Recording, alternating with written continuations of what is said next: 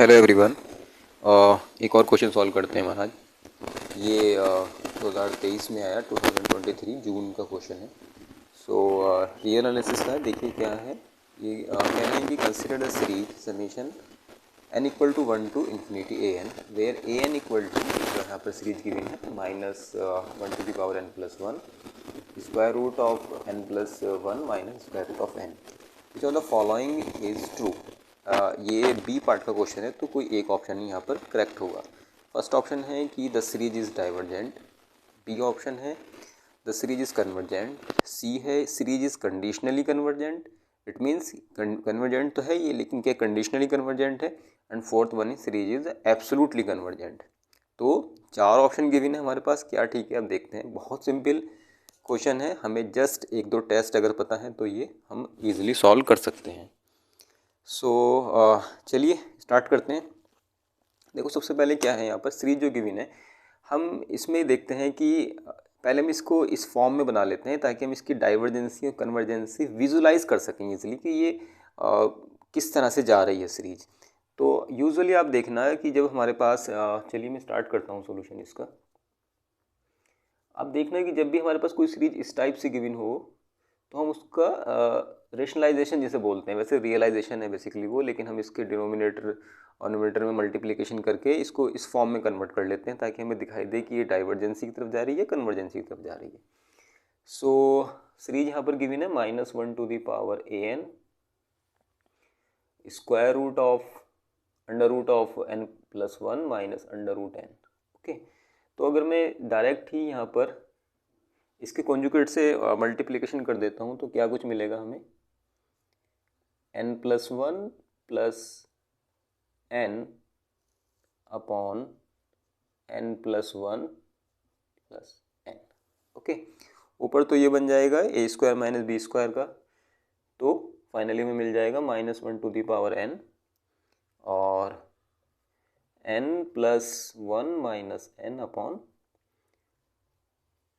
n plus 1 और n under root n। Okay, ये आप देख सकते हैं कैंसिल हो गया है। ठीक है, आप देखें अगर आप लिमिट इसी कुछ लिमिट निकालते हैं तो 1 upon n plus 1 plus under root n, तो ये जो सीक्वेंस है ये कहीं ना कहीं में ज़ीरो की तरफ कन्वर्ज होती हुई नज़र आ रही है। ठीक है, तो अभी हम ये तो बता सकते हैं कि शायद ये कन्वर्जेंस ही है, लेकिन उसमें फिर किस टाइप की है, यानी कि मतलब ये डाइवर्जेंट तो अब नहीं है। ठीक है, सो अगर मैं इसको देखूं तो ये कुछ मैं देखूं तो ये ज़ीरो की तरफ जाती हुई आपको नज़र आ रही है। ठीक है, कन्वर्ज टू ज़ीरो। सो आप इसको अगर ऐसे देखें कि ये हमारी सीरीज ऐसी बन गई है, minus 1 to the power n 1 upon n plus 1 और प्लस अंडर रूट n। ठीक है, इट लुक लाइक दिस, ये कुछ ऐसी आपको नज़र आ रही है। ठीक है, सो अब आप देखो कि ये किस तरह की, अगर मैं इसको कुछ एक नया नाम दे दूं, जैसे वहाँ ए एन था, इसको एक इतने पार्ट को अगर हम देखें, अगर इसको मैं कुछ मान लूँ, सपोज सी एन मान लेता हूँ, तो आप देखेंगे कि ये कन्वर्ज टू, एक तो ये मोनोटोनिकली कन्वर्जेंट है, मतलब एक साथ कन्वर्ज होती जा रही है मोनोटोनिकली, एक ही टोन में कन्वर्ज हो रही है और ज़ीरो की तरफ कन्वर्ज हो रही है। तो यहाँ से दो रिजल्ट हमें दिखाई दे रहे हैं कि जो हमने इसको सी कंसिडर कर लिया है, सी एन, ये मोनोटोनिकली डिक्रीजिंग है और कहाँ पर कन्वर्ज कर रही है, ज़ीरो की तरफ कन्वर्ज कर रही है।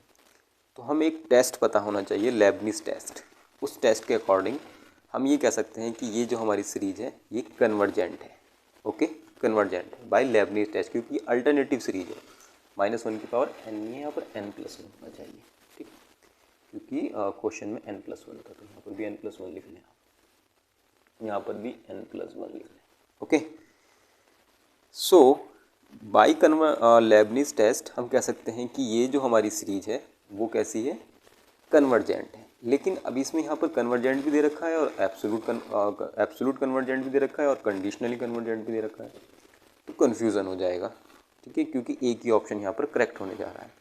तो अब क्या करें इसके बाद, तो क्या कर सकते हैं, चलिए आगे देखते हैं इसमें। अब हम देखो ध्यान से कि और ये जो कुछ हमारे पास सीरीज गिवन है, समेशन 1/n+1 + n।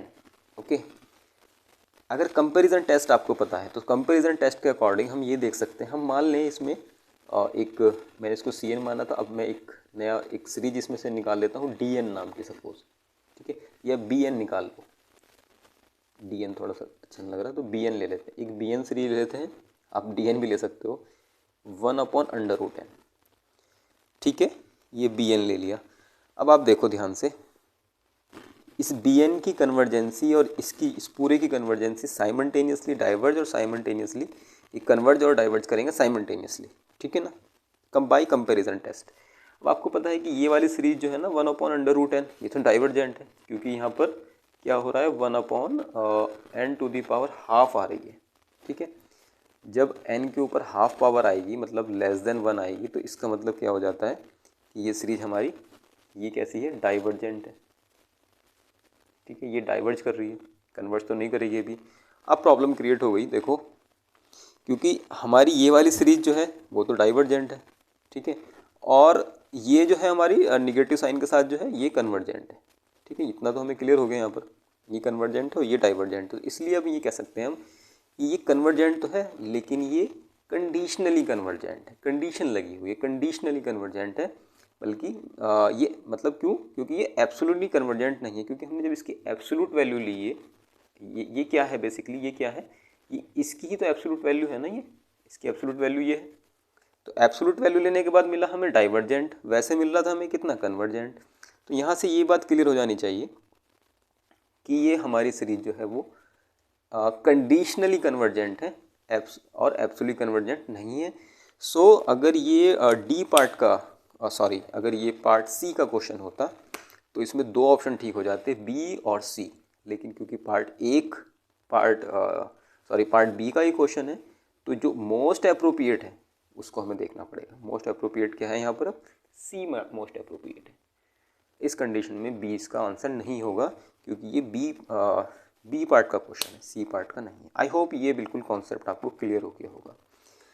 ये टेस्ट क्या हैं कंडीशनली कन्वर्जेंट के लिए, और कंपैरिजन टेस्ट क्या है, लेबनिज टेस्ट क्या है, इसके लिए मैंने सेपरेट वीडियो बनाई है, आप वहाँ जाकर देख सकते हैं, क्योंकि यहाँ सिर्फ मैं क्वेश्चन सॉल्व कर रहा हूँ, इसलिए मैं इसको ज़्यादा डीप डाउन में नहीं बता रहा हूँ कि ये टेस्ट क्या है, वैसे बहुत ईजी है, आप जाकर देख सकते हैं। आई होप ये आपको क्लियर हो गया होगा।